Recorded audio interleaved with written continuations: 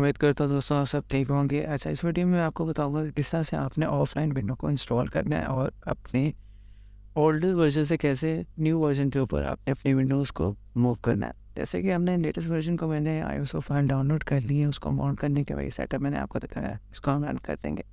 सबसे पहले हम ये देख लेते हैं कि अगर मैं विंडो की अपडेट्स के थ्रू, जो कि इसके अंदर एक बिल्ट इन फंक्शन है, उसके थ्रू अगर मैं विंडो को अपडेट करूँगा तो उससे क्या मुझे फ़ायदा है और नुकसान है।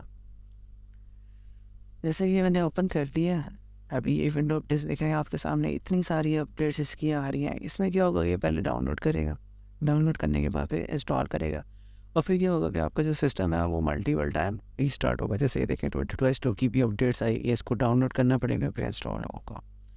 तो इसमें मल्टीपल टाइम कंप्यूटर आपका रीस्टार्ट भी होगा और ये इसके लिए आपको नेट की स्पीड भी अच्छी चाहिए।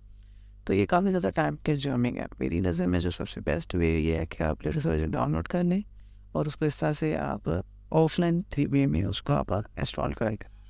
तो हम यहाँ पे इसको क्या करेंगे, रन करेंगे। ये थोड़ा टाइम लेगा, देखिए आपके सामने कि मेरा नेट अभी कनेक्ट है। अभी मैं इसको थोड़ी देर में डिस्कनेक्ट कर दूँगा।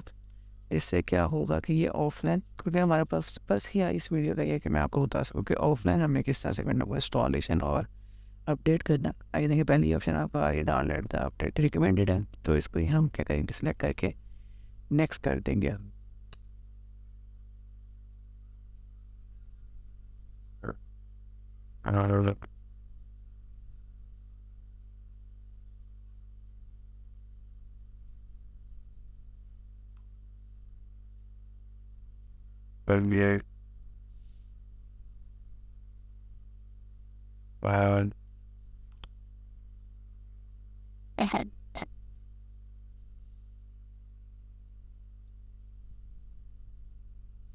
ये आप अपने कुछ प्रोसेस को चेकअप कर रहे हैं, उसके बाद यहाँ पर हमारे जो अपडेट्स होंगी और एक न्यू विंडो जो होगी वह इंस्टॉल आना शुरू हो जाएगी।